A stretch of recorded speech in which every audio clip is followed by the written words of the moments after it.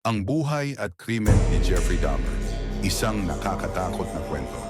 Isang pangalan na kilala sa mga nakakakilabot na krimen. Ipinanganak noong Mayo 21, 1900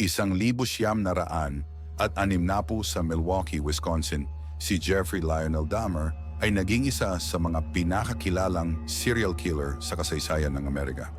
Sa loob ng 13 taon, ang pangalan ni Dahmer ay nagdala ng takot at pagdadalamhati sa marami, nag-iiwan ng isang komunidad na nagimbal. Ito ang kwento ni Jeffrey Dahmer, isang buhay na puno ng kadiliman, pangungulila at karahasan. Nagsisimula ang kwento ni Jeffrey Dahmer na tila karaniwang bata lamang. Siya ang panganay na anak ni Lionel at Joyce Dahmer. Habang lumalaki, tila normal si Jeffrey sa paningin ng iba, ngunit may mga senyales na ng problema sa kanyang pagkatao. Ang kanyang ama na si Lionel ay isang chemist at madalas na abala sa trabaho, habang ang kanyang ina ay may mga problema sa kalusugan ng isip. Nagdulot ito ng tensyon sa kanilang tahanan, dahilan upang maging tahimik at nag-iisa si Jeffrey. Bata pa lang si Jeffrey ay nagpakita na siya ng kakaibang interes sa kamatayan, nagsimula sa mga hayop. Kinokolekta niya ang mga patay na hayop sa kalsada, tinatanggalan ng mga laman, at minsan ay itinatago ang mga buto. Sa kanya, ito'y paraan ng pagkaunawa sa loob ng mga buhay na nilalang. Ngunit para sa iba, ito ay isang babala. Isang palatandaan ng isang paparating na mas madilim na udyok. Noong 1978, matapos makapagtapos ng high school, naghiwalay ang mga magulang ni Dahmer. Habang nag-iisa sa kanilang bahay, isinama ni Dahmer ang isang hitchhiker na si Stephen Hicks. Ang simpleng kagustuhang magkaroon ng kasama ay naging madilim na hakbang. Pinatay ni Dahmer si Hicks gamit ang dumbbell, sinakal siya at pinagtatadtad ang kanyang katawan. Ang pangungulila ni Dahmer ay nagbunga ng isang halimaw. Ang unang pagpatay na ito ay isang mahalagang punto. Sinabi ni Dahmer na ginawa niya ito upang hindi na umalis ang tao. Hindi lamang ito tungkol sa kamatayan. Ito ay tungkol sa kontrol, pagmamay-ari, at pagpigil sa paglisan. Nagsimula na ang madilim na pattern. Sa halos 9 na taon, namuhay si Jeffrey Dahmer ng tila tahimik. Sinubukan niya ang kolehiyo ngunit nabigo, kaya't nagpatala siya sa US Army. Bagamat tila maayos ang kanyang pagseserbisyo, natanggal siya dahil sa labis na pag-inom. Lumipat siya sa bahay ng kanyang lola, muling sinubukan ang magkaroon ng normal na buhay. Ngunit sa ilalim ng kanyang panlabas na katahimikan, naroroon pa rin ang kanyang madidilim na hangarin. At noong 1987, muli itong lumabas. Noong Setyembre 1987, nagsimula ang serye ng pagpatay ni Dahmer. Inakit niya si Stephen Tommy sa isang hotel room at bagamat sinabi niyang wala siyang maalala tungkol sa pagpatay, nagising siya na patay na si Tommy. Mula sa puntong ito, si Jeffrey Dahmer ay tuluyan ng naging isang mangangaso. Isang individual na ang mga pantasya ay nauwi sa karumal-dumal na krimen. Ang mga susunod na biktima ni Dahmer ay mga kabataang kalalakihan. Karamihan ay galing sa mahihinang kalagayan. Madalas siyang pumupunta sa mga gay bar nang aakit ng mga lalaki gamit ang pangakong pera o pakikipagkaibigan.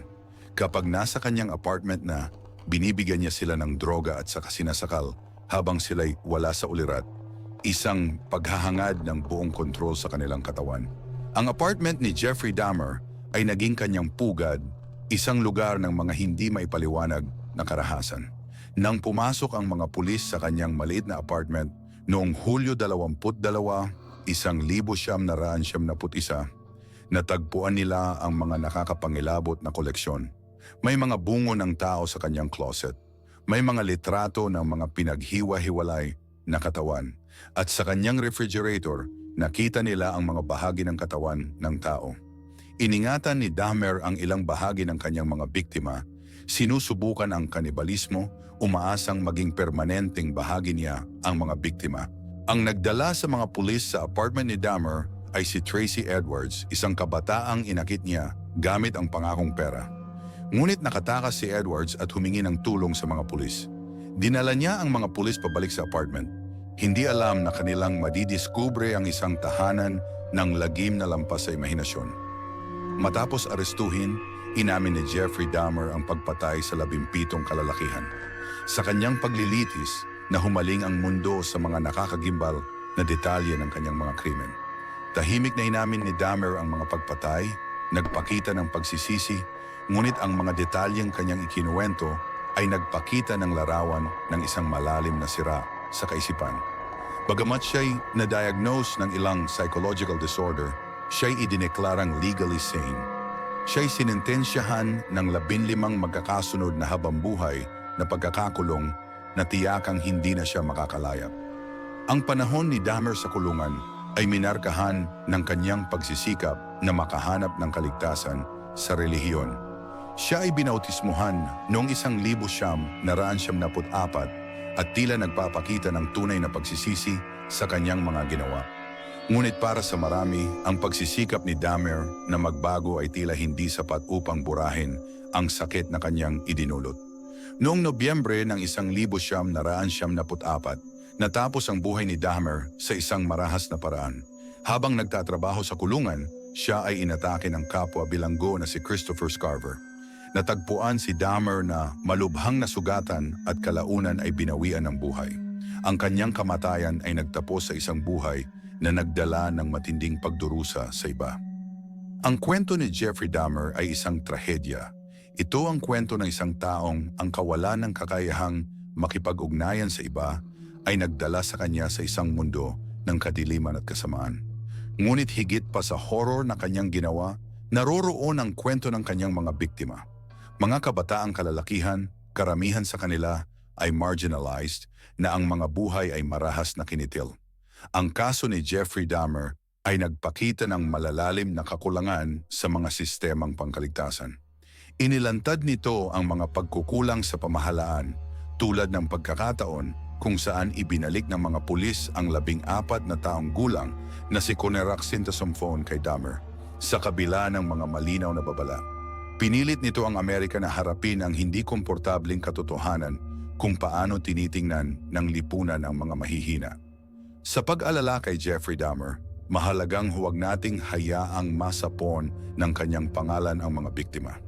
Ang 17 kabataang kalalakihan na namatay ay may mga pamilya, pangarap at kinabukasan.